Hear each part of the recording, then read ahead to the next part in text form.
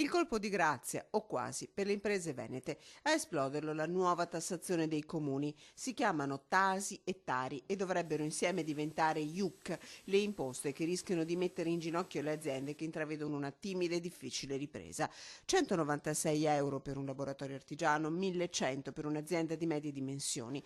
Ecco quanto rischiano di costare le nuove tasse locali secondo l'allarme lanciato dallo studio realizzato dall'Osservatorio Fiscale della CNA del Veneto in collaborazione con il Centro Studi Sintesi. Noi siamo preoccupatissimi proprio perché c'è lo sforzo da parte dello Stato di tagliare le tasse, di contenere le tasse, però il territorio invece sta continuando ad aumentare le tasse. Tutta colpa di due decreti del governo, il Salva Roma e prima il Salva Italia, che tolgono fondi da un lato, lasciando ai comuni campo libero nell'eventuale aumento delle tasse locali.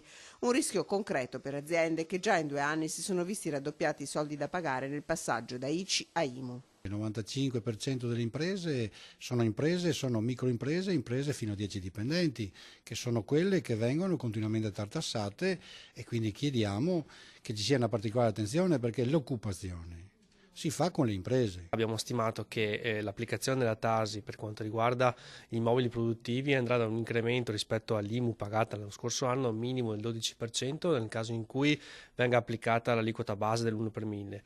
A pagare di più, secondo lo studio, saranno i comuni del Veneziano e del Polesine se le aliquote medie saranno quelle applicate per l'IMU nel 2013, province che già hanno pagato più delle altre negli anni precedenti. Gli artigiani hanno dato via un focus nel territorio e chiedono un intervento urgente ai sindaci e all'ANCI.